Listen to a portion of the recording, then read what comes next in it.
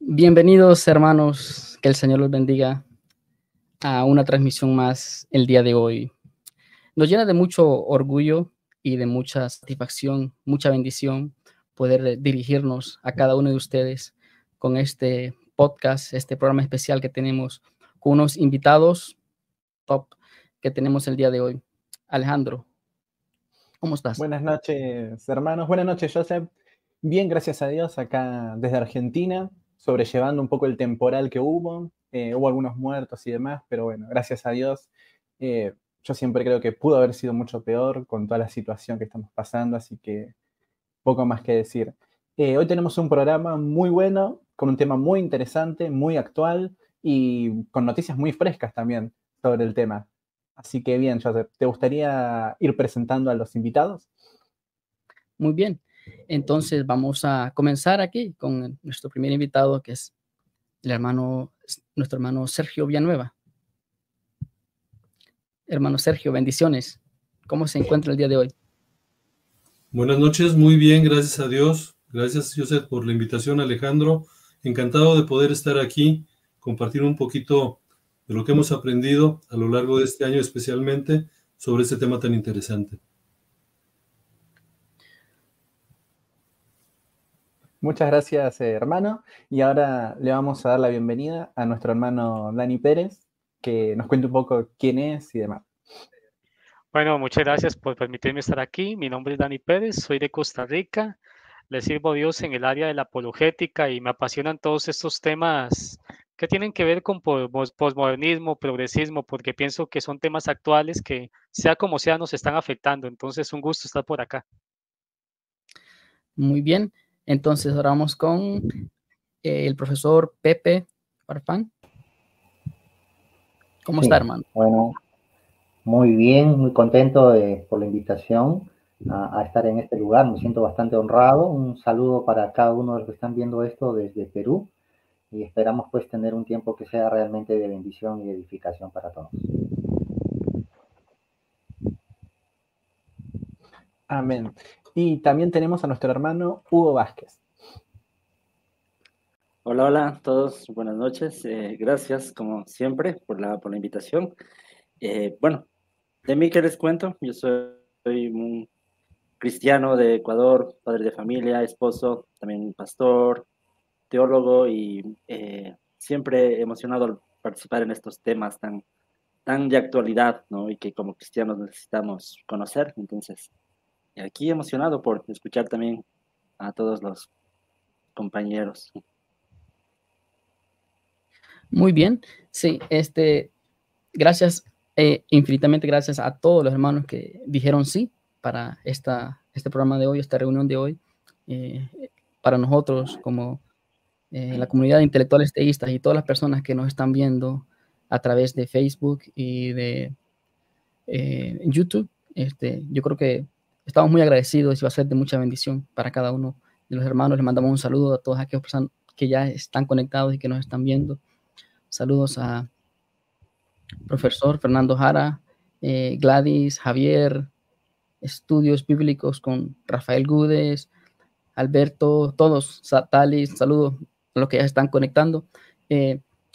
Hermanos, hoy tenemos un programa que se titula, que lleva por título, La Iglesia versus las ideologías. Y vamos a tratar diferentes temas el día de hoy, los cuales serán la teología feminista, teología de la liberación, teología queer, ideología de género y cristianismo, progresismo y posmodernismo. Alejandro. Sí, a nosotros lo que nos gustaría con Joseph es ser más bien como una especie de semáforos, dando luz verde a cada uno y que la pregunta sea una excusa para que se arme un lindo conversatorio y que puedan compartir con nosotros todo lo que conocen del tema y demás. Así que bien, vamos a arrancar con la primera pregunta. Voy a ir en el orden que los veo yo acá, así que si le parece bien, hermano Sergio Villanueva. La primera pregunta, ¿verdad? El primer iniciador sería, ¿nos podría dar algunas definiciones qué es lo que promueven y plantean un poco estas ideas de la teología feminista, de la liberación, queer, posmodernismo y demás. Ok, claro, con gusto. Mira, para empezar, me gustaría empezar partiendo de lo que es una ideología. Yo creo que tenemos que tener claro de qué estamos hablando cuando hablamos de una ideología. Yo tengo aquí una definición que a mí me gusta mucho en lo personal y se las voy a leer. Es conjunto normativo de emociones, ideas y creencias colectivas que son compatibles entre sí y están especialmente referidas a la conducta social humana. Al final de cuentas, aquí si vemos lo que es la definición que acabo yo de dar, se basa mucho en lo que son las emociones, en lo que son las ideas y en lo que son las creencias. Al final de cuentas, las ideologías también describen y postulan modos de actuar sobre la realidad colectiva. Y es aquí donde empiezan ya, vamos a decirlo así, los problemas. Una situación que tenemos que tener nosotros también claro es lo que es la verdad. Últimamente tenemos básicamente dos definiciones diferentes de la verdad. Lo que es la teoría de la correspondencia de la verdad, que es decir, que lo que estamos nosotros viendo corresponde con la realidad, y la otra es la teoría de la coherencia de la verdad, que es cuando nosotros tratamos de relacionar esa verdad con lo que viene a ser un concepto, una idea, que es lo que estábamos ahorita precisamente viendo, y es donde empezamos con los problemas. Ahorita mencionaron varios tipos de teologías, teología feminista, teología queer, entre las que ahorita me acuerdo. Todas ellas apuntan a formas de sentir, apuntan a sus sentimientos, a lo que ellos sienten o ellas sienten, no precisamente bien fundamentado. Entonces, no podemos decir que es una verdad objetiva realmente. Y es todo lo que son las ideologías manejan básicamente. Manejan manejan más la teoría de la coherencia de la verdad. Es decir, buscan sustentar sus dichos en un sistema que no necesariamente está fijado en algo confiable. Entonces, por eso vemos nosotros tantas cosas que pudieran, o sea, que nosotros vemos como disparatadas a la hora que queremos verdad. Ahí como que estoy teniendo problemas de conexión, me está marcando aquí. Pero bueno, a grandes rasgos, esa sería mi contribución en esta primera parte, para poder definir esta parte de lo que es la ideología como tal. Perfecto, muchas gracias, hermano. No sé si alguien quiera como añadir un poco a lo que dijo el hermano Sergio. Quizás es Dani por ahí. Bueno, yo no sé si nosotros vamos a contestar todos a la misma pregunta o nada más es una pregunta para Sergio, otra pregunta para mí o... No más. De pronto, si usted quería añadir algo de lo que dijo él. Pues sí, lo que dice el hermano Sergio, la verdad es bastante interesante porque todo esto básicamente no se basa en hechos, son ideologías basadas en el sentimiento. Si antes decía Descartes, primero pienso, luego existo, hoy en día estas ideologías dicen primero siento, luego existo, y lo que yo siento básicamente es la verdad. Si yo me siento ofendido, entonces algo debe ser malo. Si algo me hace sentir bien a mí, entonces debe ser bueno. Y básicamente sobre esta clase de premisas es que basan las ideologías. Cualquier cosa que me ofenda es mala. Veo hoy en día que si ya yo me siento ofendido por algo, ¿cómo le llaman hoy en día? Discurso de odio. Y cualquier cantidad de calificativos, homofóbico, retrógrada, homo, lesbo, transfóbico, misógino, de todo te califican. Entonces yo creo que en este tipo de debates donde prima la razón, tenemos que decirle a la gente que si bien es cierto, los sentimientos de las personas son importantes, las ideas no se pueden basar en los sentimientos, sino que se tienen que basar en la razón. Claro. Hermano Hugo, ¿usted nos podría decir cuáles son las diferencias entre estas ideologías? ¿O cómo se califican? Sí, una cosa que quería diferenciar un poco. Oye, sí, gracias. Una cosa que quería diferenciar un poco, porque estoy de acuerdo con mis hermanos Sergio y Dani sobre el tema de las ideologías, como hablando de la ideología de género, de las características de la posmodernidad. Pero un poco para diferenciar esto, habría que definir también lo que son las teologías, ¿no?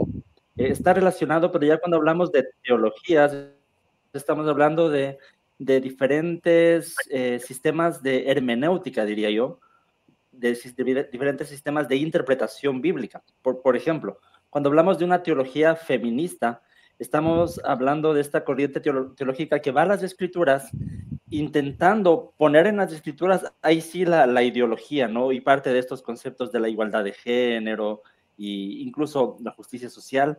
Entonces, es una forma de hacer hermenéutica, sí, incluyendo la ideología, sí, pero tiene que ver también con todo un sistema de esto, de interpretación bíblica, para fundamentar cierta equidad de género, por ejemplo, en la teología feminista.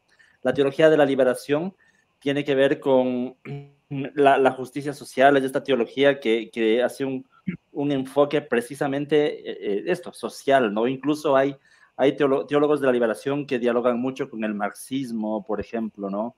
Como que es una teología muy para aquí y ahora, para una vida mejor en sociedad, etcétera.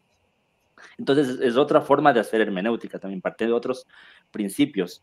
Y la teología queer es similar, sino que más allá del feminismo estamos hablando ya de incluir toda la ideología de género en la teología, ¿no? Entonces, si hablamos de similitudes y diferencias, yo creo que la principal similitud entre todas estas teologías es que parten de una hermenéutica liberal. ¿Qué es una hermenéutica liberal? En donde ya no se le da a las escrituras el mismo valor de palabra de Dios, pero por lo menos en el mismo sentido que generalmente como cristianos lo hemos dado, en un sentido de inspiración verbal y plenaria de las escrituras. Entonces ya se cuestiona la autoridad. Muchos pueden hablar, sí, la Biblia es palabra de Dios, pero se cuestiona en sí la autoridad que tiene como palabra de Dios. Entonces, al tratar de contextualizar, se pierde mucho de cuál fue en realidad el mensaje de la Biblia para tratar de contextualizarlo a nuestro tiempo. Entonces, una característica común es esto, que parte de una hermenéutica liberal. Son teologías liberales, por lo general. Y otra similitud podría ser que todas parten de un enfoque crítico. O sea, el enfoque de la teología feminista es criticar la teología que tradicionalmente ha hecho la Iglesia y proponer nuevas ideologías. Lo mismo la teología de la liberación, la teología queer, parten de esta premisa. Vamos a criticar lo que la Iglesia ha hecho siempre, la teología que se ha hecho siempre, para contextualizarla, para que sea de acuerdo a las ideologías actuales. Y ahí entra lo que es el cristianismo progresista. Cuando hablamos de cristianismo progresista, estamos hablando de este cristianismo que busca adecuarse nuevamente más al contexto, a las ideologías, a lo que está hoy, lo que el mundo cree actualmente. Como te digo, minimizando el valor en realidad de la Biblia, el mensaje que siempre ha tenido la palabra de Dios. Entonces, esas serían unas similitudes. Y diferencias serían más que todo solamente el enfoque, a qué se dedica cada una de estas teologías, ¿no? A la igualdad de género, a la justicia social o a la ideología de género, sería solo el enfoque. Pero el fondo de esto sí es la teología liberal, diría yo. Ese sería mi aporte sobre esa pregunta.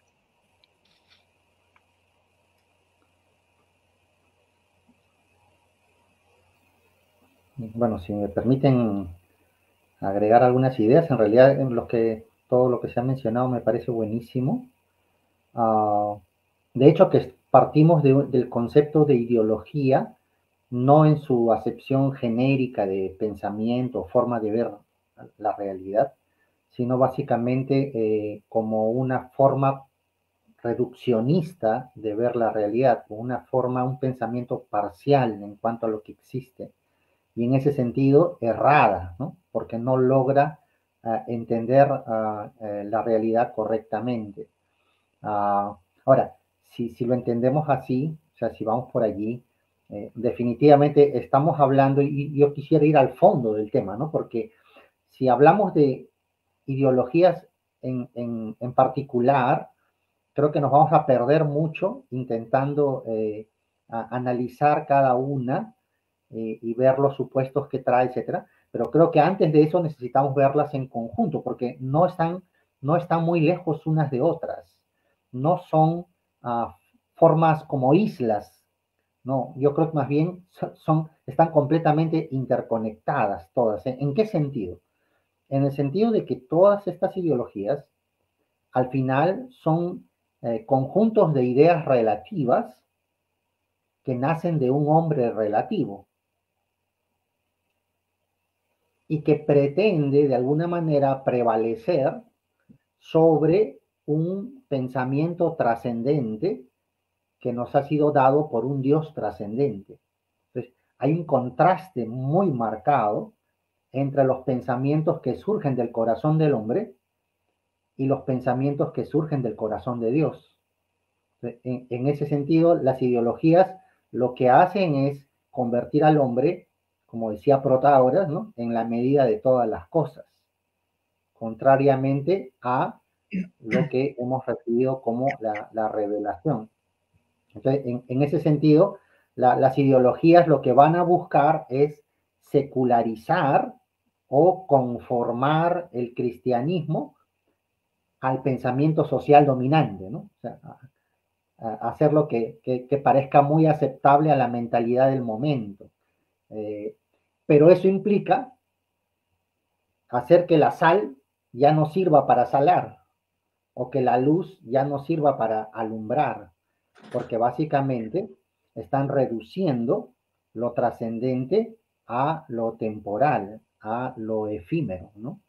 Entonces entendemos por eso que estas ideologías son opuestas a la revelación, ¿no? Y que no deberían juzgar la revelación, sino al revés. O sea, la cultura debe ser juzgada constantemente por la Biblia. Eso decía Schaeffer, un libro muy importante, se titula El gran desastre evangélico, ¿no? Dice ahí, la cultura debe ser juzgada constantemente por la Biblia, en lugar de que la Biblia sea torcida para ajustarse a la cultura circundante, ¿no?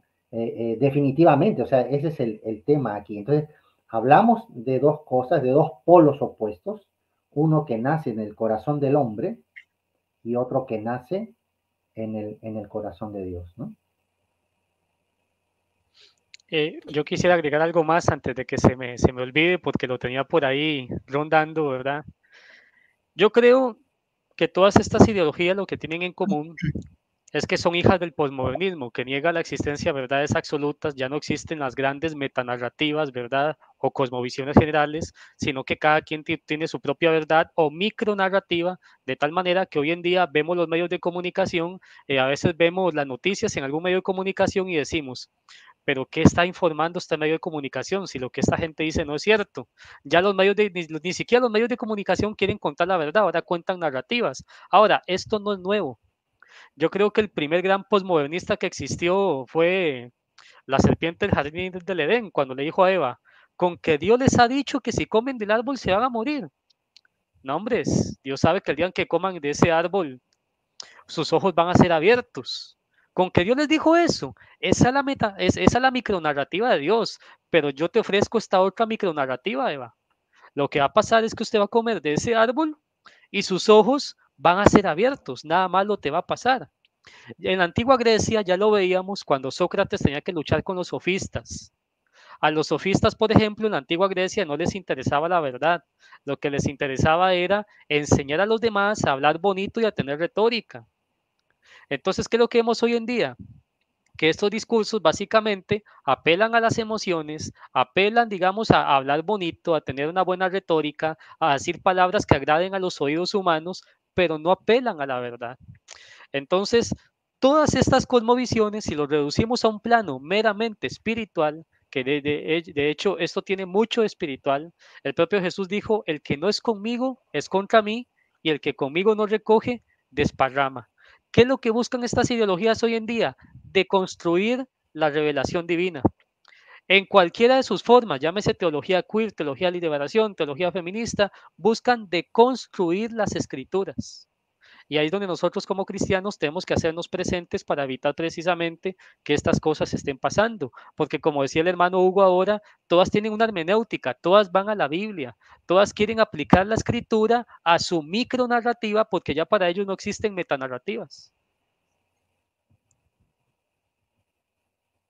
Yo también quisiera agregar algo, gracias. Yo también quisiera agregar algo, un pequeño comentario aquí nada más. Cómo estas ideologías se están metiendo. Hay dos maneras en que entran las ideologías a la mente de nosotros. Una es, vamos a decirlo así, por las buenas, a través de técnicas de observación, que lo estamos viendo ya, y otra es por las malas, a través de las leyes que nos quieren de repente imponer. Una cosa importante que también debemos de observar es que para estas ideologías un punto clave es la destrucción de la familia. Por eso las familias están siendo tan atacadas últimamente, increíblemente atacadas, y el otro objetivo que tienen es irse sobre los niños, sobre las personas. Y lo vemos, por ejemplo, en las películas, en todo lo que estamos viendo ya, en los programas. Por ahí salió el año pasado una noticia de Walt Disney que decía que a fuercitas, a partir, creo que fue del año pasado, iban a tener una persona no binaria dentro de sus producciones. Algo que de alguna manera les ha salido contraproducente últimamente, pero ahí estamos viendo precisamente esa deconstrucción de la que estaba hablando ahorita Dani. Van sobre la familia por cuestiones bíblicas también, o sea, las bases bíblicas empezando por la familia, y se van sobre los más pequeños para tratar de sembrar esa semilla en esas mentes pequeñas también. Así es. Quisiera tomar algunas cosas que ustedes dijeron para hacer una pregunta al hermano Pepe, y es la siguiente. Nosotros sabemos que hay una verdad, creo que y que estas ideologías lo que buscan es tergiversar estas verdades, y estas tergiversaciones atacan a, digamos, lo que son las escuelas, todo lo que es la educación, los medios y demás. Y también atacan a la iglesia, ¿no? Que es el tema, lo relevante, digamos, esta noche. Ahora, la cuestión es así. ¿Cómo cree usted, hermano Pepe, que atacan a la iglesia? Y si nos puede dar algún ejemplo. Quizás a mí el que se me viene a la mente es el del famoso caso del centurión y demás, que se produce toda esa tergiversación para promover la homosexualidad y demás. ¿Se le ocurre algún otro ejemplo de estas tergiversaciones que se den dentro de la iglesia? Bueno, ahí la historia del cristianismo está llena de ejemplos de tergiversaciones que se han intentado hacer sobre sus conceptos, sobre sus bases, sobre sus fundamentos.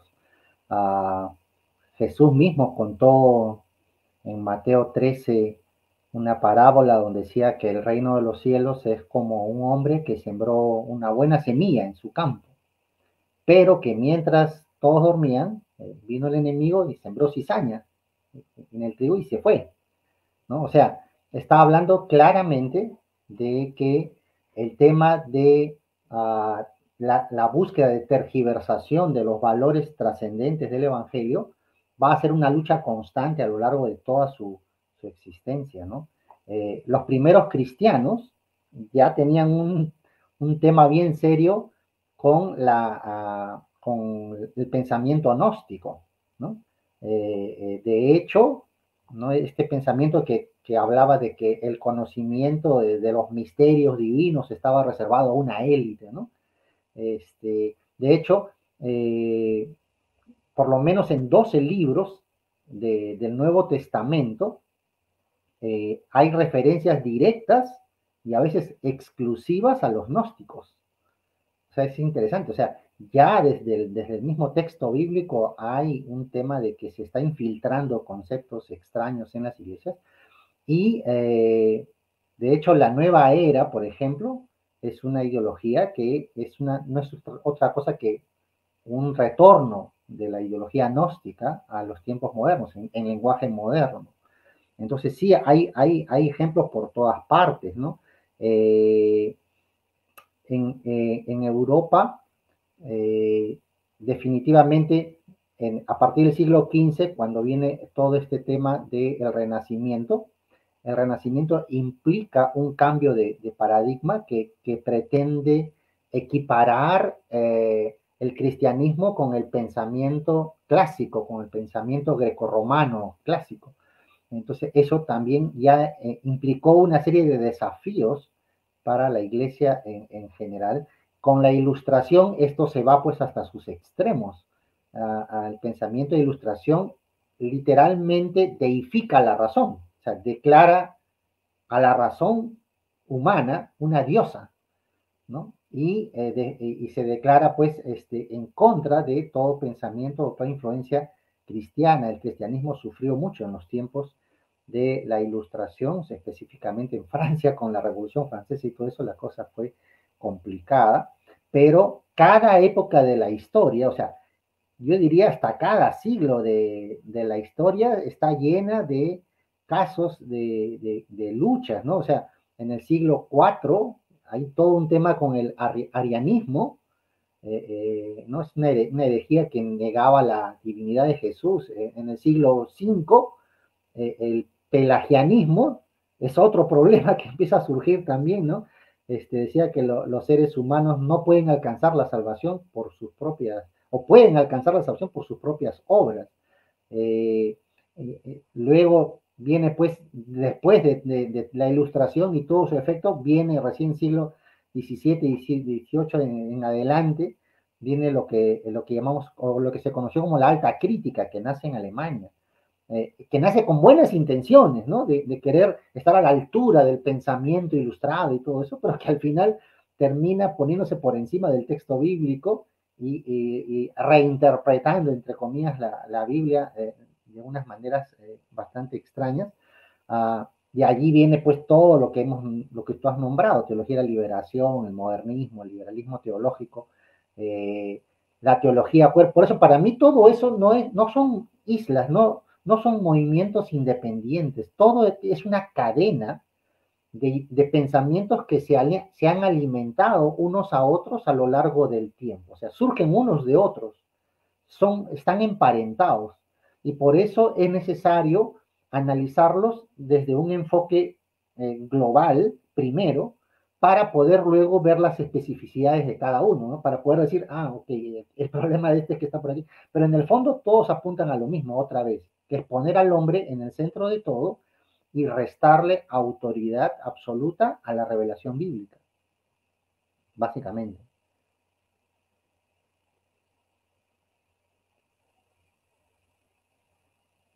No se escucha, Joseph, pero más o menos y reinterpretando acá con el don de interpretación de sonido, ¿alguno le gustaría agregar algo más a lo que menciona el hermano?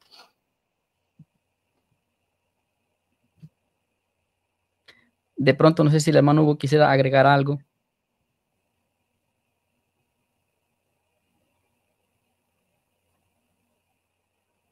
Sí, un poco. Tú comentabas, Alejandro, de que en qué sentido se ha tergiversado el mensaje, ¿no? Por este tipo de teologías.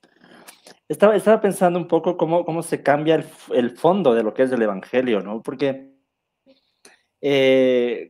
cuando la Biblia nos menciona del Evangelio, nos habla de una salvación eterna, ¿no es cierto? No centrada en el aquí y en el ahora. O sea, obviamente hay partes del aquí y el ahora en donde entra la salvación, pero lo principal es una salvación eterna para el reino de Dios y en la eternidad. Y el problema que cambian este tipo de teologías es que es como un evangelio centrado en el aquí y el ahora, ¿no? Por ejemplo, la teología de la liberación. Si hay justicia social, está el reino de Dios aquí, ¿no? Y no necesitamos más, no necesitamos ni cielo ni infierno, todo es aquí. Lo mismo la teología feminista, por ejemplo, ¿no? Si encontramos la igualdad de género, pues ya estamos en el reino de Dios. Y es como que todo el evangelio es aquí, el ahora, lo que necesitamos. Y se pierde lo que es el fondo, en realidad, del evangelio, que es la salvación de nuestros pecados, ¿no? Sobre todo. Obviamente, tiene que haber un evangelio integral, preocupado por la justicia social, preocupado por igualdad de género incluso, pero no es el fondo, no es el centro de todo. Y ahí es donde se ve afectado lo fundamental del evangelio, ¿no? Eso podría agregar. Muy bien. Hermano Hugo, y hablando de estas ideologías, hoy en día, ¿cuál es como la que está trayendo como más perdición en nuestro tiempo que vivimos? Porque ya hablamos, como decía el hermano Pepe, de la historia del cristianismo, que tuvo sus complicaciones a lo largo de toda la historia, ¿verdad?, del cristianismo. Pero hoy en día, ¿cuál de estas todas ideologías es la que más como perdición está trayendo a nuestro día que estamos viendo hoy y que afecta también un poco, pues, a la iglesia y a la sociedad enteramente?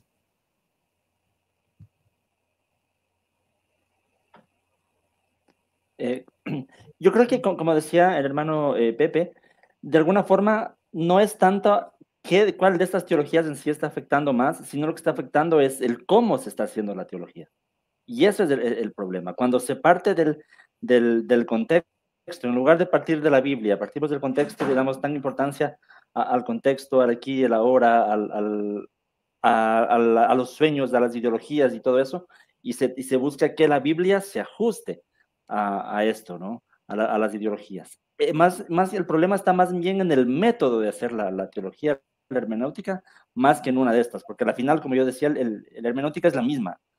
Todas tienen un objeto diferente de estudio, pero parten de esta misma hermenéutica liberal, y ese es el problema.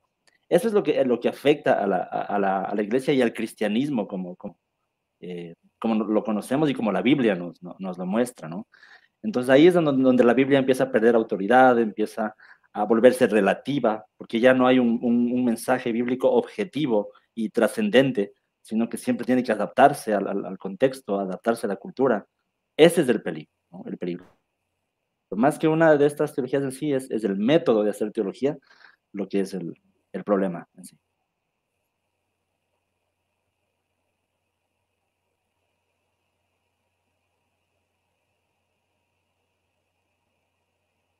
Y quizás, digamos, no para ir cerrando, ¿no?, pero para abrir otro frente más de debate, ¿cuáles consideran ustedes que debería ser la actitud de la iglesia y qué medidas podemos tomar? Hermano Dani Pérez, ¿te gustaría responder? Sí, ahora el hermano Hugo hablaba de que estas ideologías y estas hermenéuticas se servían de una teoría crítica, un enfoque crítico, porque hoy en día es muy común la palabra crítico, ahora todo es crítico. Entonces yo pienso que los que consideramos que la Biblia es nuestra autoridad suprema de fe y práctica, los que no le damos ese campo a la sociedad o a la cultura, también deberíamos ser críticos con estas hermenéuticas, con estas ideologías y comenzar a criticarlas. Yo a veces veo que veo mucho material en Norteamérica, material en inglés, criticando estas ideologías, pero a veces en América Latina no veo mucho material. No, tal vez no sé si es una mala impresión mía, si tal vez me faltará más por leer a lo mejor, pero a veces veo que no sacan tanto criticando, más bien algunos como que se intentan acomodar, editoriales, autores y demás. Hay que comenzar a criticar todas estas teorías, que la teoría crítica a la raza, que la teoría de género, que la teología ecofeminista, le llaman ahora, ya no es feminista, ahora le llaman ecofeminista. De hecho, aquí en Costa Rica hay una universidad que se llama Universidad Bíblica Latinoamericana, dan teología ecofeminista, teología queer, teología de la liberación. Entonces nosotros tenemos que empezar a ser críticos con ellos también, así como ellos son críticos con nosotros. Claro, no con un espíritu de que tú me criticas, yo te critico, sino que la mentira, ¿cómo se calla la mentira? Pues con la verdad. Y cuando nosotros criticamos la mentira y la comenzamos a desnudar, evidenciamos sus carencias y al mismo tiempo la verdad sale a la luz. Entonces, eso es lo que nosotros tenemos que hacer en nuestros enfoques y ojalá que en América Latina comiencen a salir más libros así.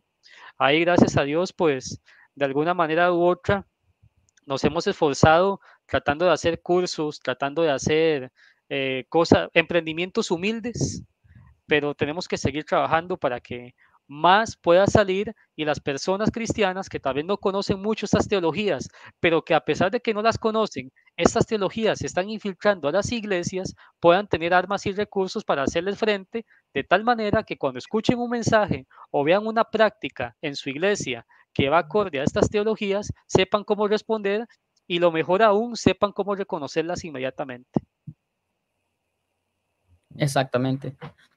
No sé si el hermano Sergio le gustaría como agregar algo al tema. Sí, de hecho hasta iba a levantar la mano porque sí, es un punto bastante importante, creo yo. Perdón.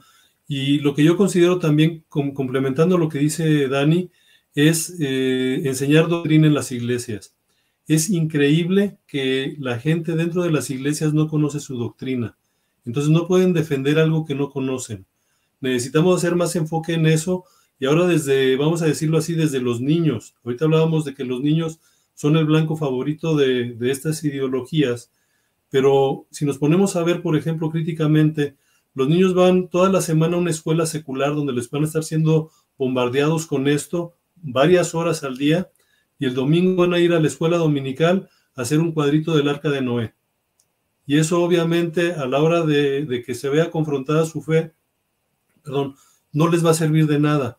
Entonces sí necesitamos hacer un enfoque no nada más en los niños, sino también en los adultos, porque muchas veces los niños o los jóvenes van con sus papás y les dicen, oye, fíjate que en la escuela, en la universidad, me dijeron esto. Y el papá se queda, caray, pues no sé cómo contestarte. Me dijeron que Dios no existe por esto. ¿Tú qué dices? Y el papá se queda, no, pues no sé, déjame preguntar, y nunca preguntan. Entonces, es importantísimo que conozcamos nuestra doctrina. Cualquiera que ésta sea, yo sé que hay diferentes doctrinas dentro del mundo evangélico, pero debemos de conocerla. Y lamentablemente no la conocemos.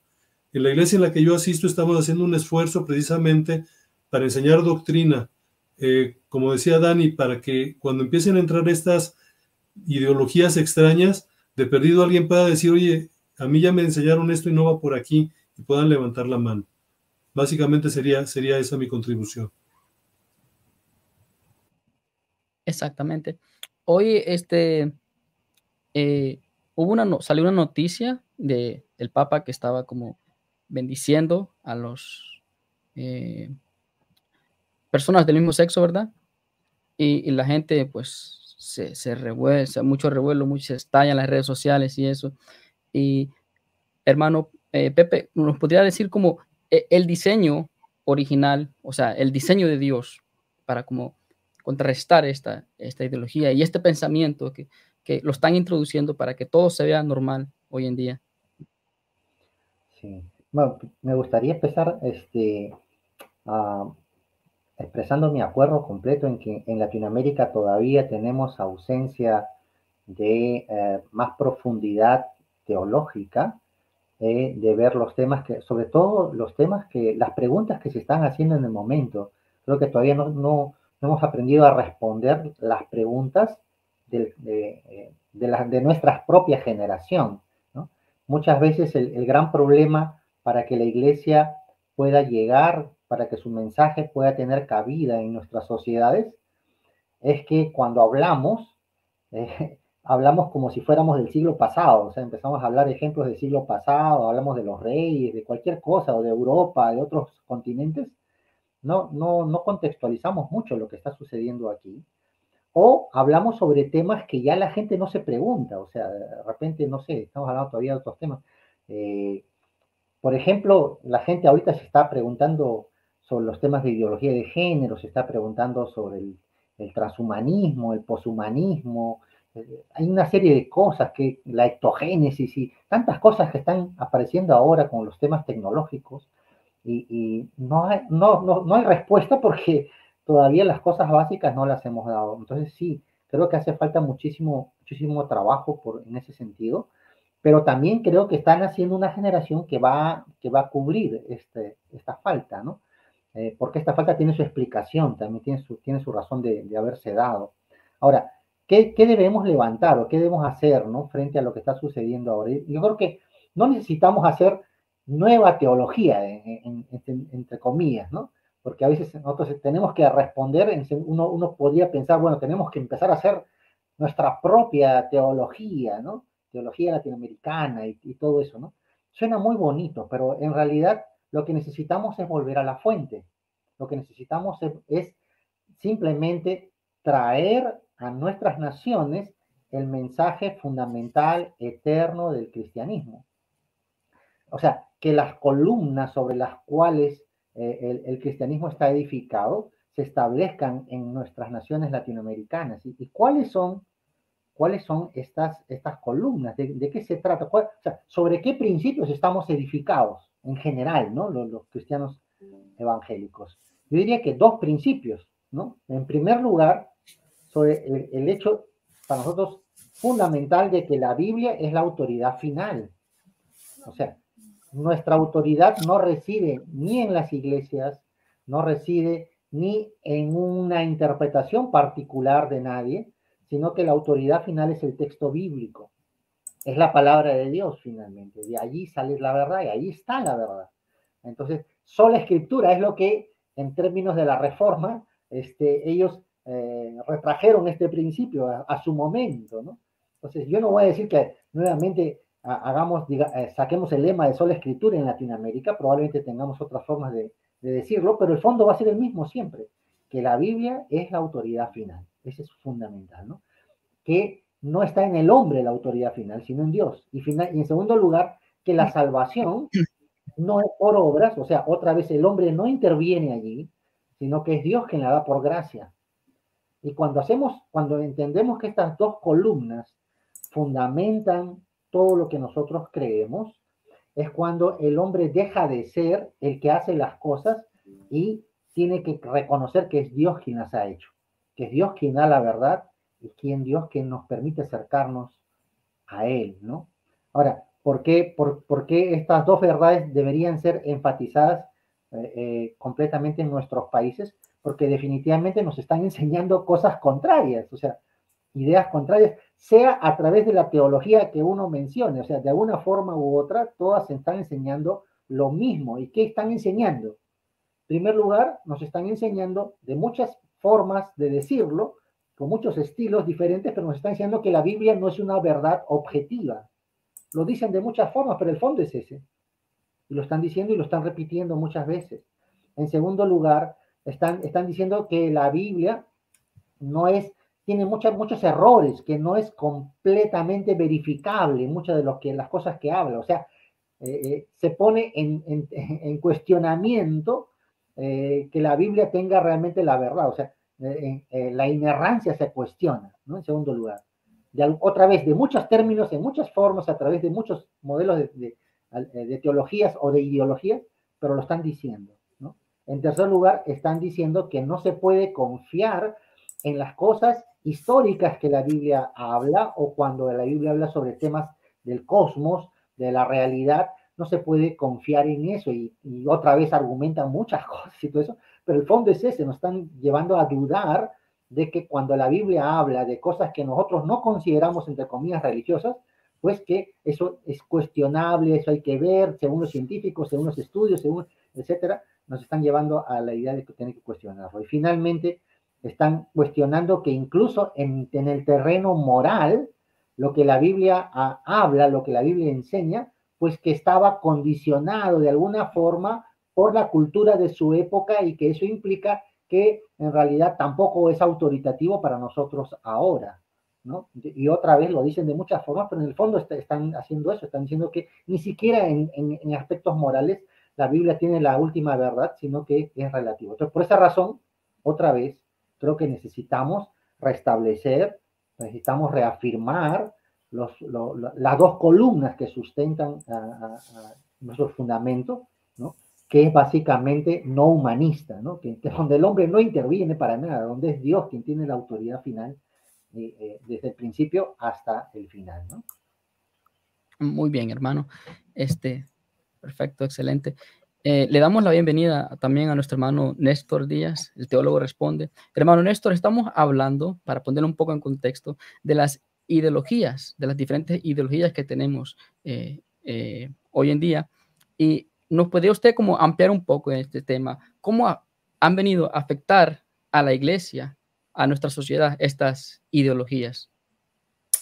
Bueno, muchas gracias por la oportunidad de estar en este hermoso y tan concurrido podio. Creo que aquí tenemos una inmensa pléyade de hombres que realmente hacen un gran trabajo, así que les saludo a todos. Para mí es un honor estar aquí con todos ustedes compartiendo sobre esto. Pidiendo disculpas por haber ingresado un poquito más tarde, la que tenía, aparte de un live, también tenía una clase que tenía que entregar a la iglesia, pero ya estamos aquí. La pregunta es muy interesante, y no solo muy interesante, sino muy propicia. ya que hoy justamente fue cuando salió este documento del Fiducia Supplicans del Vaticano, donde se da lo que ya sabíamos, lo que he indicado en otras ocasiones, esta crónica de una muerte anunciada, de cómo la ICAR, en este caso, está siendo absorbida por este mar del progresismo. Y si le ocurre a la ICAR, obviamente también le ha pasado a otras denominaciones en particular. Está hablando de un problema del que no se puede barrer bajo la alfombra o tapar con un dedo. Es decir, es el elefante en la habitación. Y de que está afectando, lo está haciendo. En particular, justamente porque ha adquirido notable fuerza este mar de posturas ideológicas que, pese a que se categorizan de minoritarias, tienen una fuerza como si implicasen a la mayoría, porque han asumido representación estatal, son parte de agendas que en este punto engloban a organizaciones internacionales que tienen como fin, objetivo y expreso poder establecer este tipo de norma como una nueva normalidad, y que obviamente tienen que recibir dentro de las denominaciones confesionales que tienen mayor potencia popular, como es el caso de la Iglesia Católica Romana, a una gente que los defienda en este punto y que se ha ido estableciendo desde el camino de la sinodalidad. Así de que es un problema que está afectando, es una situación que no se niega. Ahora, ¿cómo afecta al mundo evangélico? Creo que tal vez la pregunta va por ahí. Bueno, el mundo evangélico en sí es afectado no porque tenga la disposición de abrazarse con este tipo de agendas. Es decir, es más difícil que dentro del mundo evangélico se sucumba a una situación como esa. Ha pasado con denominaciones históricas, pero esas denominaciones históricas, al no gozar de este concepto de infalibilidad que, por ejemplo, se descubre en Roma, fácilmente pueden ser rechazadas por todas las demás, sin necesidad, obviamente, de que estas que rechazan estos grupos dejen de ser automáticamente ipso facto protestantes o evangélicas. Así que, debido a que no existe esa estructuración vertical, como pasa, por ejemplo, en la ICAR, es más difícil que el mundo evangélico pueda ser afectado de manera tal que sucumba ante ellos. Lo que va a ocurrir es que dentro de pequeños grupos que han asumido esta visión, se les va a rechazar de cuajo y se les va a considerar como sectas o como grupos heréticos. En el caso del ICAR creo que es más difícil, porque ya en el ICAR, cuando se asume de forma magisterial, entonces el magisterio, por la razón de ser infalible y de identificarse como infalible, los grupos conservadores dentro del catolicismo romano lo que van a tener que hacer es cambiar su perspectiva y volverse liberales, so pena de negar el magisterio, o simplemente salir de ahí y volverse protestantes en el buen sentido de la palabra, aunque no con ello necesariamente se vuelvan evangélicos. Entonces, yo creo que por ahí se podría hacer un análisis práctico para responder a tu pregunta de forma rápida. Perfecto, perfecto. Hablando de este tema, hay una pregunta aquí que un hermano escribió y quiero mostrar para ver si alguno pues puede contestar o le gustaría contestar. Dice el hermano Rojo: conforme a lo que enseña la Biblia, ¿en qué momento te haces homosexual? ¿En el acto sexual o con los pensamientos y deseos homosexuales? ¿Condena el pecado contenido o un estilo de vida homosexual? No sé si algún hermano quisiera como... Es para todo lo que estamos aquí. No, vamos a darle paso a alguien que responda y cualquier cosa yo también puedo aportar. Lo veo al hermano Hugo con ganas de hablar, ¿eh? Lo veo al hermano Hugo. Está predestinado, hermano, le toca hablar.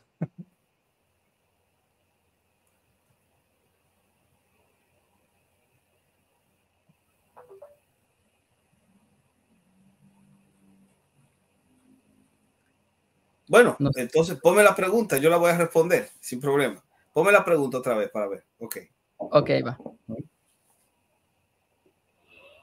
Miren, ¿en qué momento te haces homosexual? ¿En el acto sexual o con los pensamientos y deseos homosexuales? ¿Condena el pecado cometido o un estilo de vida homosexual? Ok, miren. El pecado cometido es condenable, aunque se comete una vez. De ahí que se necesita el arrepentimiento. Ahora, el arrepentimiento de la persona conduce obviamente a que la persona se aparte del pecado. Ese arrepentimiento implica que la persona que se aparta del pecado en un momento dado pueda recaer. La recaída es posible. Por eso el texto bíblico habla de si 7 veces cae, 7 veces será levantado. Ahora, la noción de que Dios pueda perdonar el pecado recurrente no implica que el pecado se convierta en un estilo de vida. Porque estilo de vida es la persona no solamente que reincide, sino que ama reincidir. Es la persona que ha invalidado el precio de lo que implica el arrepentimiento, el valor del arrepentimiento como una realidad sagrada, y al mismo tiempo ha cualquierizado la sangre de Cristo. Es decir, yo no podría decir que una persona cuyo arrepentimiento no sea sincero hallará perdón, porque hay personas que se arrepienten pero no sinceramente. De hecho, hay personas que he sabido que antes de cometer el pecado están pidiendo perdón para tener la conciencia tranquila cuando lo cometen. Obviamente uno se pregunta, ¿ese arrepentimiento es genuino? No. Por lo tanto, como no es genuino, no recibe perdón. Eso implica que una persona que mantenga un estilo de vida, en este caso homosexual, es una persona que está tan condenada como aquella que lo comete una sola vez. Peor aún, la persona que reincide y que vive este estilo de vida está condenada en cierto modo hasta que se arrepiente. Cuando se arrepiente, lo que va a venir como consecuencia lógica es apartarse obviamente de ese pecado. Ya sea que lo comete una vez o ya sea que reincida en él, ambos tienen que arrepentirse porque el pecado es pecado. Ahora, ¿en qué momento se hace homosexual? Hay personas que han tenido deseos homosexuales sin incurrir en el acto homosexual. La pregunta que hay que hacerse no es si es homosexual por haber tenido el deseo. La pregunta que tiene que hacerse es si es pecado por desear. Entonces, el pecado no es tanto porque sea homosexual, sino porque es pecador. De modo tal que la respuesta a la primera pregunta sería, es pecado. Si lo piensa, es pecado y tiene que arrepentirse, aunque no lo haya cometido en acto. Porque el adulterio, dice Jesús, no es solamente tener el acto sexual, sino desear y codiciar con el ojo. Y si tu ojo te es ocasión de caer, sácatelo y échalo de ti. Si tu mano te es ocasión de caer, sácala y échala de ti. Entonces, en ese punto, ¿en qué momento la persona es pecadora? Bueno, en el momento en que desea. Ahora, la persona es homosexual si lo desea y no lo hace. Yo creo que ya eso es otro tema. Si me permiten, bueno, este es un tema que nosotros tratamos ampliamente en un diplomado que damos a partir del movimiento Con mis hijos no te metas. Yo creo que el problema es que hay mucha confusión sobre este tema, y hablo específicamente dentro de las iglesias evangélicas. Porque el hecho de que hayan preguntado en qué momento te haces homosexual implica de que la persona está pensando que alguien se hace homosexual. Entonces ya está presuponiendo una idea que de entrada es falsa. O sea, cuando te hacen, en ningún momento nadie se hace homosexual, porque nadie es homosexual. El diseño original no implica en ninguna medida la orientación homosexual, el sentimiento por personas del mismo sexo. Nuestro diseño original, hombre y mujer, está hecho para la complementación de dos seres diferentes. Así es que tenemos un destino biológico que es la heterosexualidad, y eso es el estado natural de los seres humanos.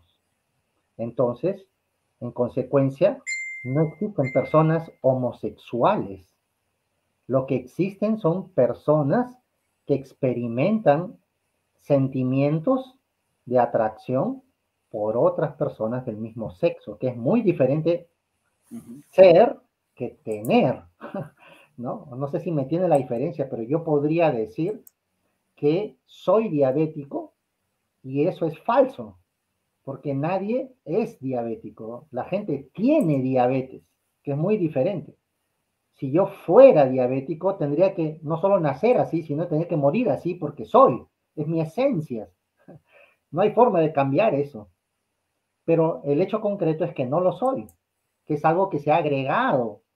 Es una circunstancia en mi vida, por lo tanto, eso se puede cambiar. Yo puedo tomar, puedo seguir un tratamiento, lo que sea que haya que hacer, y puedo dejar de tener algo que no siempre he tenido. La homosexualidad es básicamente un sentimiento con el cual no hemos sido formados. O sea, no es que en la concepción, en ese momento, de alguna manera, yo adquiero esa característica de la atracción homosexual. No existe eso. Los sentimientos ni siquiera aparecen en el momento de la concepción, aparecen mucho después, porque para poder sentir algo tengo que tener los aparatos y los órganos necesarios para hacerlo, todavía no están allí. Entonces es algo que aparece posteriormente, inclusive a veces en la primera infancia o a veces inclusive más adelante, por diferentes circunstancias, y eso es todo un tema de explicar por qué aparece, pero es algo que uno adquiere sin pedirlo y sin quererlo el 99% de las veces. O sea, no es que hay una persona que se acuesta por la noche y dice, quiero tener sentimientos homosexuales, quiero tener, y al día siguiente los tiene. No funciona así. De hecho, la gente no lo quiere y no lo desea, pero en algún momento experimenta esos sentimientos. Y se siente muy rara y muy extraña cuando se da cuenta que eso está pasando. Y entonces hay una lucha allí, y lo que pasa la mayoría de las veces es que se va a internet a investigar o pregunta por todas partes y todo el mundo le dice que es normal, que nació así, etcétera. Le engañan porque eso es mentira, y finalmente cree esa mentira y empieza a actuar como si esa mentira fuera una verdad. Entonces empieza a vivir un estilo de vida homosexual que nunca tuvo la necesidad de vivir, ¿no? Es por un lado, ¿no? Ahora, nosotros hemos llegado inclusive a analizar la propia palabra homosexual. Mire, lo que se llama homosexual en realidad no está relacionado con lo sexual. O sea, en términos concretos de análisis, no existe algo como homosexual. ¿Por qué?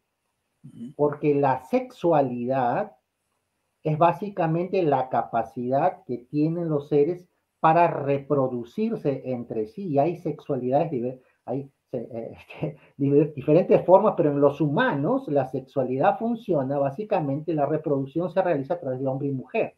Entonces, lo sexual está directa y absolutamente relacionado con el tema reproductivo, ahí está su raíz. Por lo tanto, no hay un sexo homosexual, no existe un tercer sexo, eso es completamente falso. Entonces, ¿qué cosa es la homosexualidad? ¿O qué sería lo que llaman homosexual en términos reales, verdaderos? Eso no es nada más que una homoatracción, no es nada más que una homoafectividad, y en el peor de los casos no es nada más que un sentimiento homoerótico. Pero no va más allá, no es sexual porque no hay reproducción por ningún lado allí. Entonces, si entendemos que el fondo de esto es sentimientos nada más, esos sentimientos uno no nace con ellos y por lo tanto, como cualquier otro sentimiento, puede cambiar. Porque los sentimientos no son estables. Los seres humanos tenemos sentimientos que cambian todo el tiempo. Y si cualquier sentimiento puede cambiar, pues este sentimiento también. ¿Y por qué no lo cambian?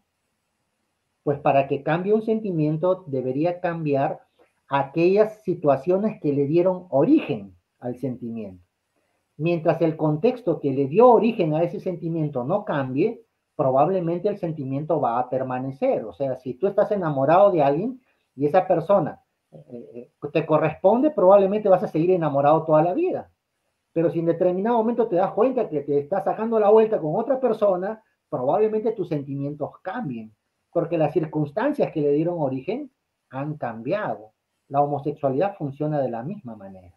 Entonces, ahí hay todo un tema, pero definitivamente la pregunta expresa un desconocimiento profundo de qué estamos hablando realmente.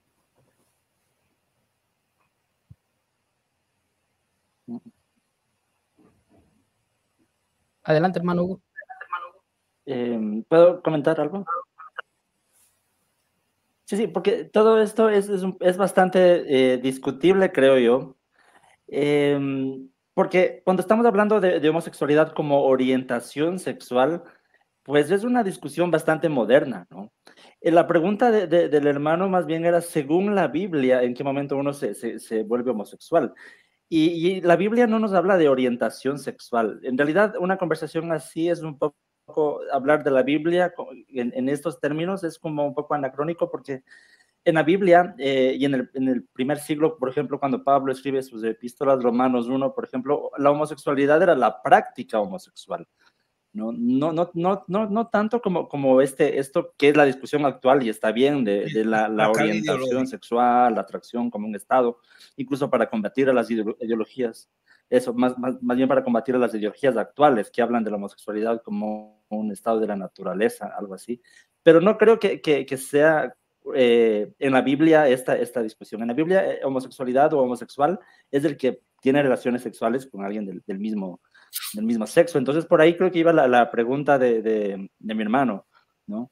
¿En qué momento? Pues sí, en el momento que lo practica y un poco como comentaba también mi hermano Néstor, también está la intención del corazón. Por ejemplo, Jesús en el Sermón del Monte, podríamos extrapolar esto, cuando habla del asesinato, para Jesús no era solamente asesino el que mata a alguien, sino el que ya tenía deseos en contra, o mejor dicho, insultaba a su hermano, o algún deseo en contra del hermano, o del adulterio, por ejemplo. Jesús decía, no es adulterio el que comete en sí el adulterio, sino ya codiciaste a alguien en tu mente, adulteraste en tu corazón.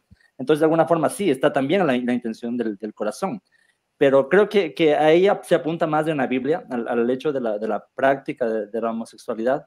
Y todo esto, sí, estoy de acuerdo con mi hermano Pepe, pero es una discusión bastante actual y moderna. No podríamos hablar de que la Biblia no está mencionando todo ese tipo de cosas, ¿no? Ahora, bueno, solo eso podría comentar porque es un tema que podríamos hablarlo mucho, ¿no? Ya que tú mencionas eso, hay algo interesante que por lo menos el texto bíblico trata de presuponer un origen ontológico, si se quiere, ontológico, de las prácticas homosexuales, lo que llamamos hoy prácticas homosexuales, que es a causa de la idolatría, es decir, el envanecimiento de la idolatría, Romanos 1, el negar a Dios y el afirmar la divinidad de la criatura, los llevó a una mente entenebrecida y Dios los entregó a pasiones desvergonzosas, de modo tal que deshonraron en sí sus propios cuerpos. Entonces, hay como una especie de vínculo que el apóstol Pablo hace entre la idolatría y las prácticas homoeróticas.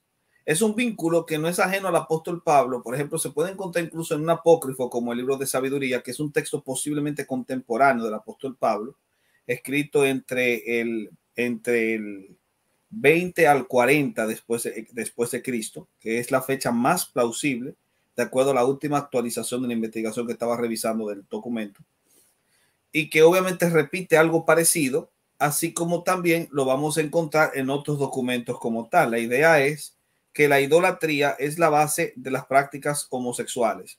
Ahora, ¿por qué? Bueno, esto es una alusión a los ritos de fertilidad de las religiones cananeas, donde la práctica homosexual estaba vinculada al acto simbólico de la relación coital que se tenía entre un hombre con otro hombre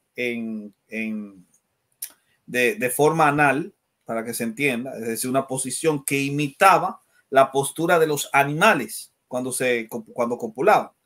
Entonces, esa imitación de la copulación por acto simbólico se pensaba que incitaba a que los animales pudiesen replicarse y pudiesen multiplicarse de tal manera que se vinculaba la multiplicación del ganado, que en sí mismo era prosperidad material, con las relaciones coitales simbólicas que se tenían con sacerdotes masculinos, es decir, con sacerdotes con los cuales se realizaban ritos de fertilidad, que eran actos homosexuales como tal.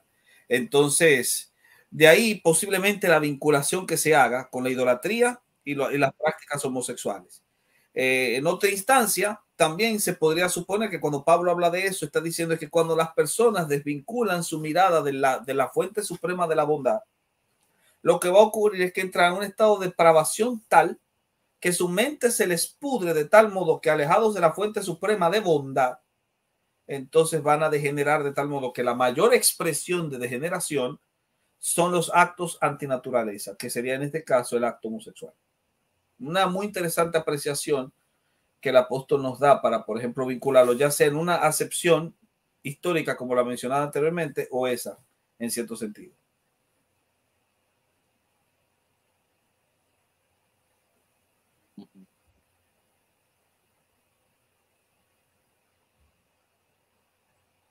Bueno, tenemos otras preguntas más, las vamos a ir pasando, así vamos adelantando algunas preguntas. Pregunta Carla Chambilla lo siguiente. Un libro de editorial CLIE, El Evangelio Subversivo, autor Thomas Hanks, comenta sobre el esclavo del centurión como amante, basado en, dice Mateo 7 del 1 al 10. ¿Qué opinan sobre eso y de que CLIE lo publique? Bueno, yo quisiera dar una opinión al respecto. Yo creo que eso se basa en una gran falacia de generalización, porque si bien es cierto que podía suceder que un amo romano compraba un esclavo como cuerpo de sexo, eso no significa que en todos los casos sucedía. Y la persona está presuponiendo que la relación entre el centurión y su esclavo era una relación de esas. Está cometiendo esa falacia de generalización y como dice Michael Brown en su libro Gay y Cristiano, un libro bastante interesante, están leyendo la Biblia con lentes homosexuales. Para concluir que el siervo y el centurión eran pareja, que el centurión lo había comprado como cuerpo de sexo y que Jesús al sanarlo estaba validando su relación. Pero, como decía el famoso meme por ahí de Bob Esponja, necesitas mucha imaginación para ver una relación homosexual ahí. Y es que yo creo que estos hombres tienen mucha imaginación para ver homosexualismo por todo lado. De hecho, Michael Brown mencionaba en su libro que un teólogo, uno de estos teólogos homosexuales, decía que en las épocas bíblicas los homosexuales tendían a vestir con pieles de cuero, y dado que el profeta Elías andaba con pieles de cuero, concluían que el profeta Elías era un profeta homosexual. O sea, va la imaginación que hay que tener y para hacer esa calidad de inferencias del texto bíblico y las falacias en las que hay que caer. Entonces, no sé si, no estaba al tanto de ese libro, no sé si CLIE lo publicó, pero de ser así, me parece que dejaría mucho que desear que se publique un libro con semejante criterio. Voy a decir algo rápidamente, así para que los demás hermanos también puedan hablar y opinar, que sé que esta pregunta generaría muchas respuestas de parte de cada uno de ustedes. Hace muchos años, me parece que fue que para el 2016, estaba yo en mi país, en Dominicana, servía como profesor y catedrático en la universidad, y llegó a la biblioteca un grupo de dos hermanos, una pareja de americanos, norteamericanos, dos estadounidenses que llegan promocionando un libro. El libro tenía, no recuerdo el nombre del libro como tal, pero sí recuerdo el nombre del ministerio que lo publicó. El ministerio se llamaba Las Otras Ovejas. Era una apología de la teología queer. Una apología que utilizaba justamente textos como los del centurión, el pasaje de David llorando por Jonatán, etcétera. Incluso a Jesús y Juan en una relación medio sospechosa con el tema del discípulo amado. Hacían una reinterpretación de pasajes como los de la destrucción de Sodoma no fue por la homosexualidad, sino por falta de hospitalidad. Y todos los clásicos que vendrían después, como también el término que Pablo cuando utiliza, se echan con varones, no tienen nada que ver con una referencia eufemística a la homosexualidad, nada que ver. Entonces ellos hacían una reinterpretación de los textos, trataban de revestirla con citas de autoridad, es decir, te tomaban a Kili Dirich, por ejemplo, que no tenían nada que ver con eso, para tratar de presentarte un trasfondo histórico que mostrase que nosotros, los conservadores, habíamos malinterpretado el texto y que ellos realmente tenían la verdad al decir que los homosexuales son parte del pueblo de Dios, que pueden ser y no solo hijos de Dios, sino activos líderes sin ningún tipo de inconveniente, porque son las otras ovejas a las cuales Jesús se refirió en Juan 17, en Juan 17 y también cuando habla de que tiene otras ovejas en Juan capítulo 10. Bueno, la cuestión es que ese texto a mí me despertó la alarma. Después yo conseguí el Evangelio Subversivo, que salió, me parece, si mal no recuerdo, en el 18. Si mal no recuerdo, fue 2018 que salió. El Evangelio Subversivo lo publicó Editorial CLIE. ¿Y por qué Editorial CLIE lo publicó? Bueno, Alfonso Ropero, que es uno de los directores de Editorial CLIE, lamentablemente debo decirlo, abrazó esto de la teología de los matices. De hecho, aparece en el último diccionario, el gran diccionario enciclopédico que él editó, que justamente presenta en el acápite de homosexualidad una especie de variante muy suavizada de la opinión que se tiene sobre la homosexualidad, y habla de que hay pasajes que tienen matices, hay elementos que tienen matices que nosotros debemos observar. Esta teología de los matices no es teología queer, pero es una especie de paño tibio que se le pasa a la teología queer, o una especie de abrir la puerta para que la teología queer penetre a través de la apelación a los matices. Parece que el editorial CLIE, no quiero dar una afirmación así tajante, no voy a decir que el editorial CLIE se abraza al progresismo, claro que no, porque en el editorial CLIE hay muy buenos hermanos que están publicando excelente contenido, hay hermanos que trabajan ahí, me consta que hacen un buen trabajo y que no tienen nada que ver con eso, pero parece que dentro de algunos grupos, y no solamente digo en editoriales cristianas, sino dentro de algunos grupos que pueden publicar libros en editoriales cristianas, se asume de forma suavizada esta teología de los matices que abre las puertas a la teología queer, y el evangelio subversivo es un evangelio que bebe de la teología de los matices y que presenta de forma cuasi velada una defensa de la teología queer. Muy bien, perfecto. Yo creo que todas las respuestas que han dicho los hermanos están bastante acertadas, y yo creo que podríamos ampliar mucho más en el tema, pero continuando un poquito, ya estamos casi llegando a la recta final, pero faltan unas pocas preguntas para contestar. Dice, voy a poner aquí la pregunta, dice el hermano Rojo: ¿afeminado es lo mismo que homosexual? ¿Cuál es la diferencia? ¿Por qué ambos están en la lista de los que no entrarán al reino de los cielos?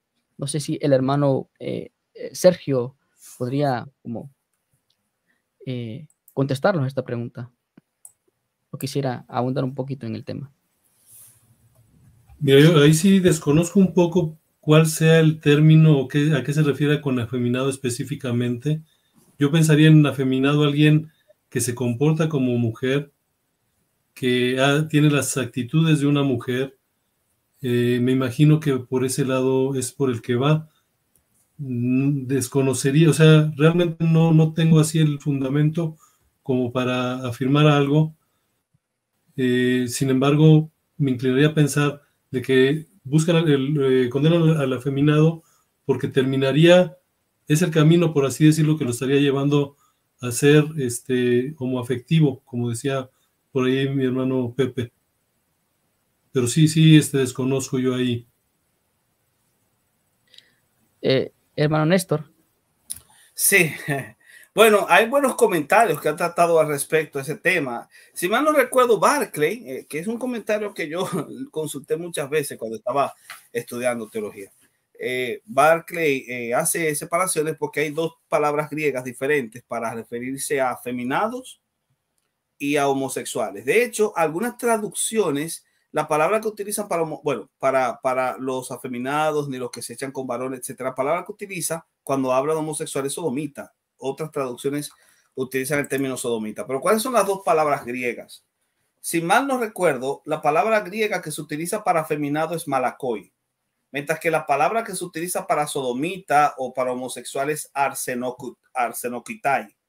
La diferencia entre malakoi y arsenokitai, si mal no recuerdo, es que a malakoi tiene que ver con los travestis, es decir, personas que servían como prostitutos dentro de alguna de las polis griegas, especialmente en Corinto, que era donde más predominaba. En Corinto, la diosa patrona de la ciudad era Afrodita, la diosa del culto sexual. Y Afrodita era venerada a través de lo que eran réplicas de ritos de fertilidad, que no solamente se hacían de forma heterosexual, sino que incluían también el acto de personas del mismo sexo. Ahora, lo que más predominaba en casos como esos era el acto de hombre con hombre, pero los sacerdotes o entre los grupos que participaban dentro de ese ámbito estaban los malakoi, es decir, los que se vestían como mujeres, y estaban los arsenokitai, que eran los que los que actuaban de forma interesada hacia la orientación sexual de lo que después llamaríamos homosexualidad, pero que no tenían nada que ver en muchos sentidos con el acto religioso. Es decir, tú tenías estos dos grupos diferenciados, el homosexual de calle y estaba el malacoy. El homosexual de calle o arsenoquitai y el malacoy, que era este homosexual que se vestía como mujer.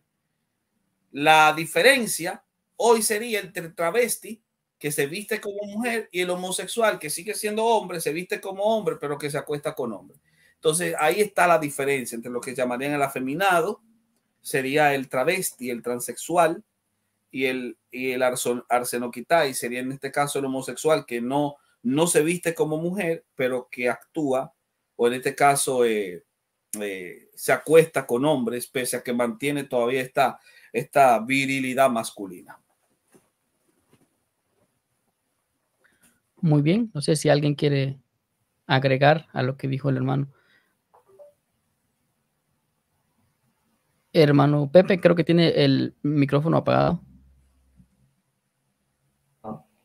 Sí, mira, creo que necesitamos tener claridad sobre la idea de que la Biblia no condena. Por favor, si alguien tiene algún versículo donde eso pase, me lo puede enseñar, pero lo que yo he visto hasta ahora es que la Biblia no condena en ninguna parte sentimientos no deseados, sentimientos no queridos o inclusive sentimientos rechazados. Y básicamente lo que hoy llamamos homosexualidad, inicialmente son exactamente eso, son sentimientos no deseados, no pedidos, no queridos. Pero entonces, ¿qué condena la Biblia? Bueno, y eso es lo que he escuchado yo, que hemos estado hablando en todo momento. Lo que la Biblia condena es la conducta homosexual. O sea, no el hecho de que yo tenga sentimientos que no quiero tener, sino el hecho de que yo, basado en esos sentimientos, asuma volitivamente actos que expresen relaciones entre personas del mismo sexo o conducta homosexual en general. O sea, el énfasis de la Biblia, de la palabra, está en la conducta, nunca en sentimientos, otra vez repito, no deseados, porque alguien mencionó los sentimientos y es cierto. O sea, uno dice hasta con el pensamiento, ¿no? Se condena, pero ojo, también hay una parte donde dice airaos, pero no pequéis. O sea, hay una parte donde la Biblia reconoce que hay sentimientos, como en este caso el sentimiento de la ira, que no es precisamente algo que nosotros vamos a desear tener, porque muchas veces es producto de una circunstancia que nos indigna, ¿no? O sea, si yo veo que están golpeando a una niña pequeña, probablemente me llene de ira, y no necesariamente porque yo lo deseo, pero por la circunstancia. Pero no pequéis, o sea, pero no cometas actos que transgredan los principios, es lo que está diciendo la ley. Entonces, el énfasis de la condenación no está en los sentimientos que yo no quiero tener o no deseo o son productos circunstanciales, pero sí en que yo los asuma como actos concretos. Y esa diferencia es muy importante porque lamentablemente los cristianos tendemos a condenar a las personas por el hecho de tener sentimientos no deseados antes que por el hecho de haber cometido actos indebidos.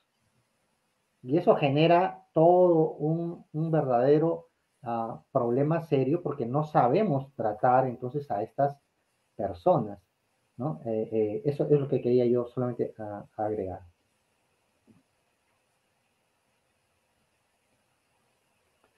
Muchas gracias, hermano. Y ya para ir cerrando, vamos a leer una pregunta más que veo acá en el chat de la hermana Talis, que dice: William Lane Craig habla de una suerte de feminización de la iglesia. ¿Qué opinan al respecto? No sé si alguno está al tanto del tema, si les suenan los términos. No sé si alguien quiere opinar antes de yo poder decir algo. Yo quisiera decir algo, pero no tiene que ver con la pregunta y con el tema. Entonces preferiría que mejor lo contestaran primero y ya después yo podría aportar lo que tengo en mente. Ok, entonces, hermano Néstor, si le gustaría. Bueno, miren, hay que entender muy bien las palabras de Cray también en términos de lo que implica cuando habla de feminización de la iglesia, porque si mal no recuerdo, es una respuesta que le da a una pregunta que le había dicho alguien en particular. Ahora, yo no me he detenido a analizar del todo lo que él querría decir con feminización de la iglesia, pero sí conozco el término, es decir, he oído hablar del término, ya no como Cray lo piensa, sino como lo he escuchado en otros círculos. El término, cuando se habla de feminización de la iglesia, se va por dos vertientes. Primero, por resaltar la visión maternal que la iglesia tiene, es decir, la iglesia como hembra, la iglesia como madre. Y esa visión maternal de la iglesia conduce a que sea más paciente y al mismo tiempo más abierta, con una actitud mucho más materna a aquellas personas que obviamente serían cuestionadas desde una visión más plenamente paternalista, es decir, no una visión más masculina, es decir, esa visión de que nosotros no podamos ser estrictos, porque siempre la paternidad, no la maternidad, la paternidad a veces se vincula con lo estricto, con la disciplina, etcétera. Entonces siempre hemos tenido como esta visión bien disciplinar de la iglesia, bien estricta, más cerrada a posturas ideológicas determinadas, mientras que la visión que ve a la iglesia como madre la ve más abierta. De hecho, es en base a esa visión maternal en la que se han ido construyendo estos documentos que la Iglesia Católica está manejando para validar desde el camino de la sinodalidad la apertura hacia las ideologías multicolor. De hecho, en la declaración de hoy, el fiducia que ellos establecieron, esa declaración está preñada y cargada de términos que se refieren a la maternidad de la iglesia, es decir, la iglesia como madre, la iglesia como mujer. La iglesia como mujer es madre y como madre es más abierta a poder referirse directamente a todos aquellos que se lo pidan. Eso es lo que implica el fiducia supplicans. Y sería como la primera imagen de la feminización de la iglesia. La feminización apelaría a una postura más abierta con estos grupos por razón de la maternidad de la iglesia.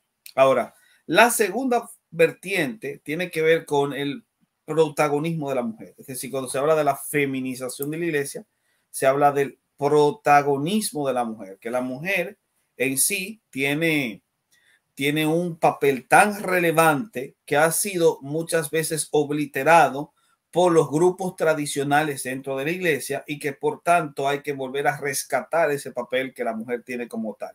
Entonces, a esa idea de la feminización de la iglesia, en esa segunda vertiente, es a donde se apunta la apertura, por ejemplo, a cierto empoderamiento femenino dentro del campo del liderazgo como tal, a cierta visión de un coaching espiritual que tenga a la mujer como centro particular, en clara violentación que por ejemplo, lo que hay textos claves dentro de las escrituras que hablan de los roles diversos que cada cual juega dentro de la iglesia.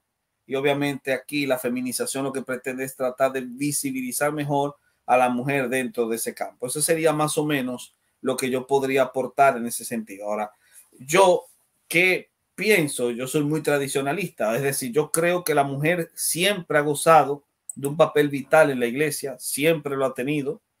De hecho, el cristianismo en sí mismo se caracterizó porque el cristianismo tenía como misión presentarnos la idea de una nueva humanidad en la que en Cristo ya no hay hombre ni mujer. Las barreras étnicas, las barreras sociales y las barreras de género han caído.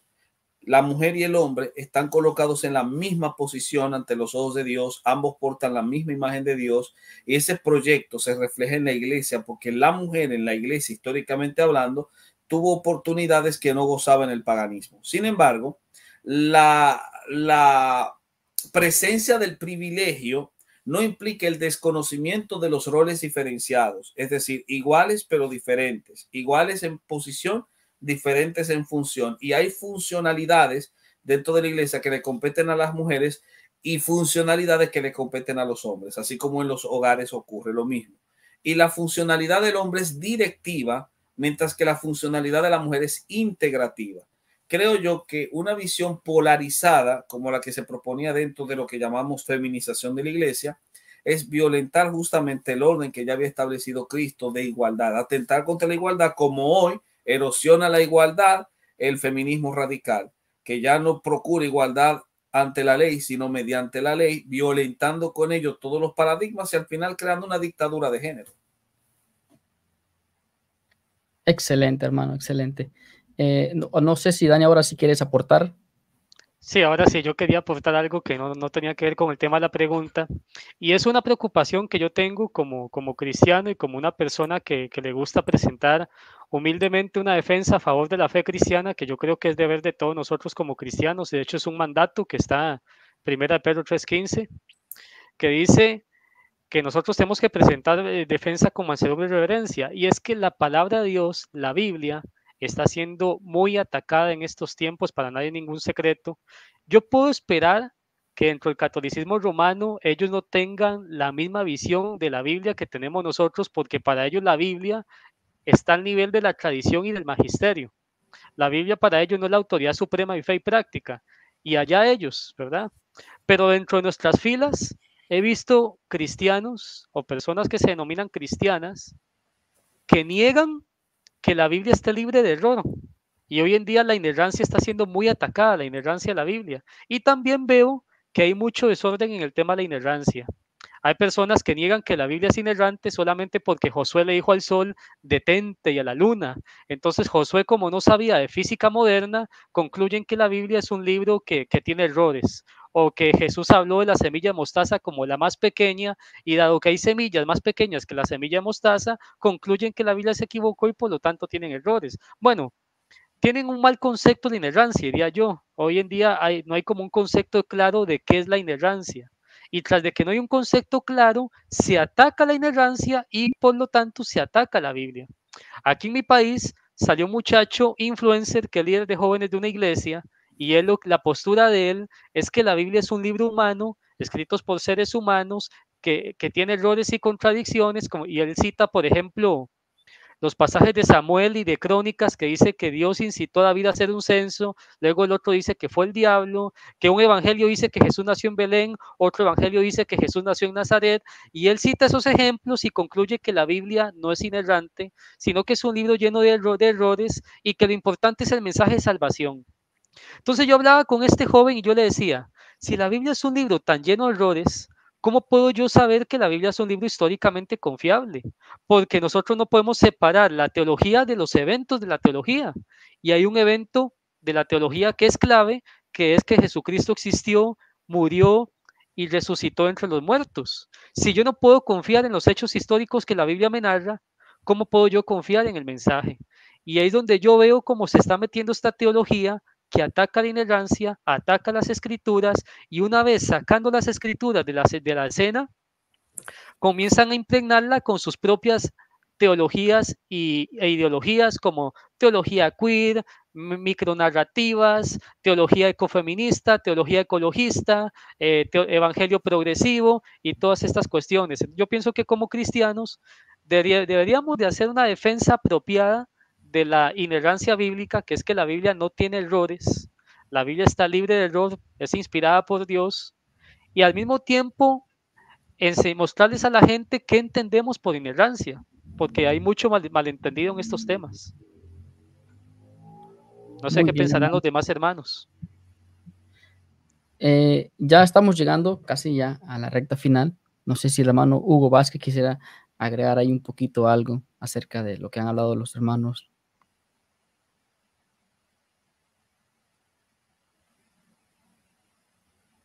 creo que tiene problemas con el audio, con la señal. Pero bueno, hermanos, hemos ya casi concluido, llegado a la recta final de este conversatorio, de este programa de hoy. Es para nosotros realmente un verdadero placer y de mucha bendición para todos aquellos que nos han estado detrás de cámara en Facebook y en YouTube y en Twitch. Muchas gracias a todos los que los acompañaron el día de hoy. Queríamos, antes de finalizar, a los hermanos decirle pues muchas gracias por haber tomado ese tiempo y haberse dado cita el día de hoy a cada uno de ustedes. No sé si el hermano Sergio nos quisiera decir cómo los pueden seguir en las redes sociales, qué proyectos tiene, qué es lo que está haciendo, cómo lo pueden contactar. Hermano Sergio. Bueno, pues primeramente agradecido por la oportunidad de haber estado aquí. Muy interesante todo lo que se comentó. Bueno, yo soy parte del Ministerio de Fe Razonable.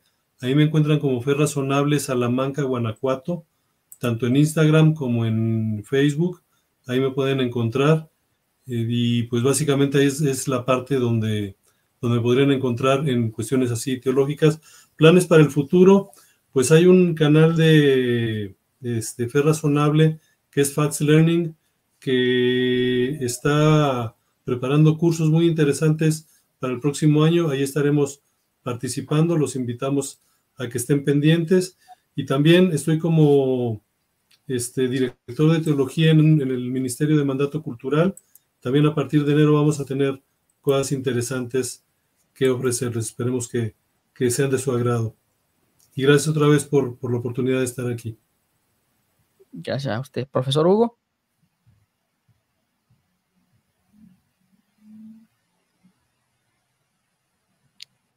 Creo que el profesor Hugo tiene un poco de delay. Si no, vamos con el profesor Pepe. Sí, bueno, yo, otra vez, nosotros estamos en Perú y aquí en Perú somos parte del movimiento Con Mis Hijos No Te Metas, que por cierto tiene presencia en varios países. Y a partir de Con Mis Hijos No Te Metas, brindamos ya desde hace varios años un diplomado en ideología de género e ideologías contemporáneas. Así es que los animo a buscar la página del movimiento. Bueno, en realidad hay muchas páginas en Facebook con ese nombre, pero la nuestra tiene más o menos 250.000 de seguidores, así que la van a ubicar fácil por esa razón.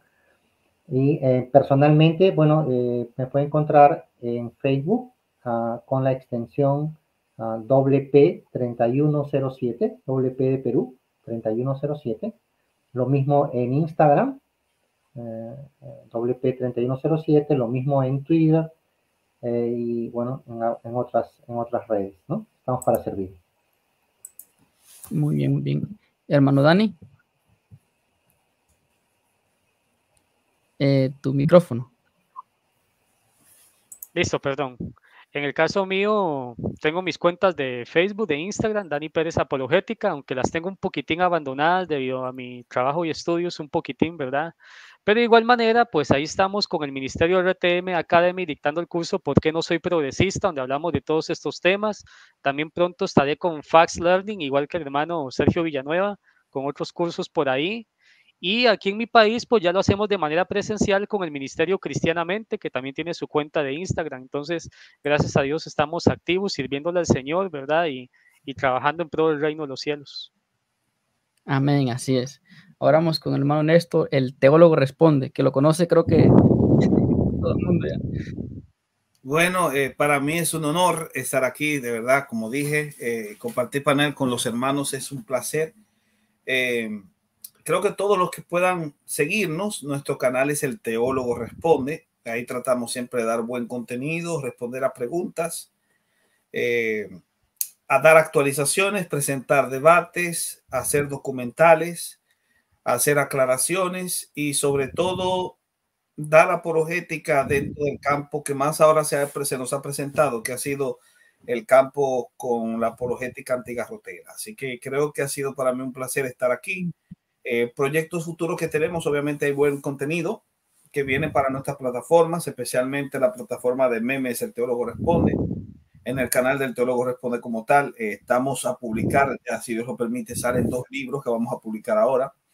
El libro de los cánticos de la primera Navidad, que vamos a estar presentándolo, si Dios lo permite, este viernes en el marco de la convivio que se va a realizar en Alianza Evangélica por el tema de diciembre. Y hay otro de historia de la iglesia para principiantes, un manual muy bueno que vamos a presentar, si Dios lo permite, con unos esquemas que también preparamos con el fin de que la historia de la iglesia se haga accesible para aquellos que quieren iniciar con un contenido y un material que no sea demasiado enorme, que sea fácil de poder leer, que le permita también crear esquemas particulares para que así lo pueda dominar mejor el contenido que se presente y que también le pueda servir a los maestros que quieran utilizar ese contenido para dar clases en los seminarios. Así que estamos listos ahí para presentar eso. Y ya estamos también preparando el lanzamiento del segundo volumen o el volumen número 2 de la revista Contracultura, que justamente va a estar dedicada a temas de ideología, sobre todo al tema del ABOR, y ya ustedes saben cómo termina la palabra. Muy bien, muchas gracias, hermano Néstor. Ahora sí, vamos a ver si nuestro hermano Hugo nos puede ampliar un poquito de lo que él está haciendo y de lo que él hace. Cibersaulo, ¿verdad?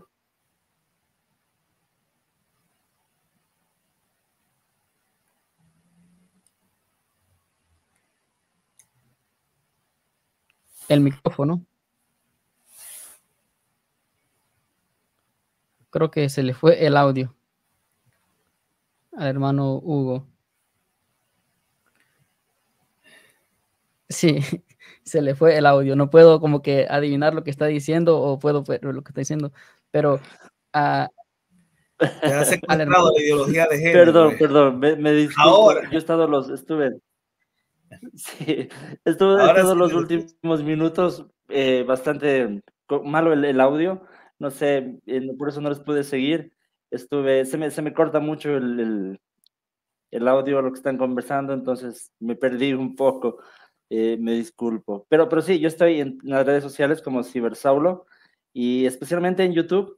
Este mes estoy descansando un poco, pero desde enero tengo algunos proyectos. Quiero dedicarme a estudiar la Biblia. En YouTube voy a estudiar el Nuevo Testamento en el 2024. Voy a estar subiendo una serie de videos sobre este tema. Y seguimos con clases de teología que también doy todos los jueves en el canal. Entonces, eso estoy haciendo en estos días. Como Cibersaulo en todas las redes. Eso nomás. Sí, Cibersaulo. Ok, muchas gracias, hermano. Ale, palabras finales. Seguir tus palabras, mi hermano, y agradecer a todos los hermanos presentes que apartaron este momento del día, sobre todo a la noche, un lunes, con todo el cansancio que eso implica, y agradecerles por permitirnos poder compartir también un poco, ¿verdad? Tantas definiciones, tantos conceptos, acercarnos un poco hacia esta toma de conciencia de la realidad y demás. Así que, nada, simplemente estar agradecido con los hermanos por permitir compartir este momento. Ok, muchas gracias, hermanos, a todos los que se conectaron, los que están mirando la transmisión. Fue un placer grande para nosotros poder tener a estos grandes capos, toda esta gente que sí conocen del tema, ¿verdad? Y que lo vieron a instruir, a hablar, a abrir un poco de la mente, el conocimiento. Fue un placer para nosotros, como el equipo de intelectuales teístas, los que trabajaron detrás. Y pues una vez más les digo que muchas gracias por haber prestado su tiempo para venir y traer su conocimiento hacia nosotros. Y creo que va a ser de mucha bendición para también aquellos que lo van a ver grabado en las diferentes plataformas. Sin más, me queda decirle que el Señor los bendiga a cada uno de ustedes y que el Señor los dé la victoria en Cristo Jesús siempre. Y nos vemos hasta la próxima. Hasta la próxima. Muchas gracias. Dios los bendiga a todos.